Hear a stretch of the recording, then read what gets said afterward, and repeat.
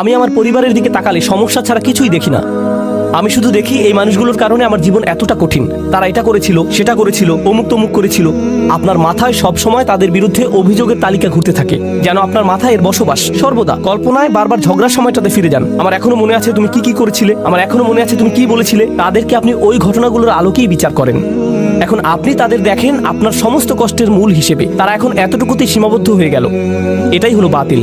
যদিও তারা আপনাকে কষ্ট দিয়েছে, এর পেছনে রয়েছে আল্লাহর নিয়ামত। আপনাকে অবশ্যই সেই নিয়ামত আবিষ্কার করতে হবে। যদি তাদেরকে আপনার জীবনের অভিসম্পাদে সীমিত করে ফেলেন, যদি তাদেরকে জঘন্য মানুষে বা কষ্ট দেয়া মানুষে সীমিত করে ফেলেন, তারা মানুষ, তারা শয়তান নয়।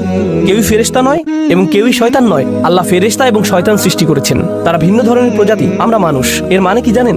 আমরা কখনো ফেরেশতার মতো ভালো কাজ করি, আবার আমরা কখনো শয়তানের মতো মন্দ কাজ করি। আমরা মানুষ, তাই কারো ভালো কিছু দেখে আপনি কখনো বলতে পারেন না এই মানুষটা শুধু ভালো কাজ করে। একইভাবে কারো মন্দ কিছু দেখে আপনি বলতে পারেন না এই মানুষটা শুধু মন্দ কাজ করে। এখন আমরা মানুষকে সীমিত করে ফেলি, বিশেষ করে আমাদের পরিবারে শুধু তাদের ভুল ত্রুটিতে সংকুচিত করে ফেলি, আর শুধু ওই ভুলগুলো দিয়ে তাদের বিচার করি। তখন আমরা একটি মিথ্যা বাতিল ভাবমূর্তি তৈরি করি তাদের সম্পর্কে। এর মাধ্যমে আমরা আসলে আল্লাহর একটা নিয়ামতকে অস্বীকার করছি। আপনি তাদের মাঝে ভালোটা লক্ষ্য করছেন না, কৃত ভুলগুলো কাটিয়ে উঠে ভালো হওয়ার সম্ভাবনাটা আপনি লক্ষ্য করছেন না। মানুষের পরিবর্তন সম্ভব, মানুষের উন্নতি সম্ভব, তাদের বিকাশ সম্ভব, কিন্তু আপনি বাতিলে বিশ্বাস করা শুরু করলেন। আর আল্লাহ এই ধরনের বাতিলের বিশ্বাসটাকে এই আয়াতে তুলে ধরেছেন। সুবহানাল্লাহ, কি অবিশ্বাস্য ছোট্ট একটি আয়াত, কিন্তু এটি পাল্টে দিয়েছে যেভাবে আমি নিজেকে দেখি, এবং এটি পাল্টে দিয়েছে যেভাবে আমি অন্যদেরকে দেখি। আমি এখন আর এই ধরনের কথাবার্তা সহ্য করতে পারি না। ও তোমার অমুক আঙ্কেল, ওনার কখনো পরিবর্তন হবে না। তোমার চাচাতো বোন, সে সবসময় এমনই থাকবে। এই মানুষগুলো আমি জানি, তুমি জানো না। আমার বাবা, ওনার ব্যাপারে আশা করে কোনো লাভ নেই, একেবারে আশাহীন।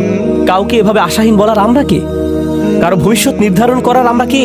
আফাবিল বাতিল মিনুন অবিনিয়ামাতিল্লাহি হুম ইয়াকফুরুন। আল্লাহ আজ্জা জাল্লাহ আমাদেরকে সত্যিকারের মমতা দান করুন এবং কৃতজ্ঞতা দান করুন যে পরিবার তিনি আমাদের দান করেছেন তার জন্য। আল্লাহ আজ্জা জাল্লাহ আপনাকে দান করুন প্রজ্ঞা, শক্তিমত্তা এবং হেদায়েত, যেন পরিবারের ভেতরের চ্যালেঞ্জগুলো কাটিয়ে উঠতে পারেন, যেন ব্যাপারগুলো নিয়ে অর্থপূর্ণ গভীর আলোচনা করতে পারেন উদ্দেশ্যপূর্ণ উপায়ে। আপনার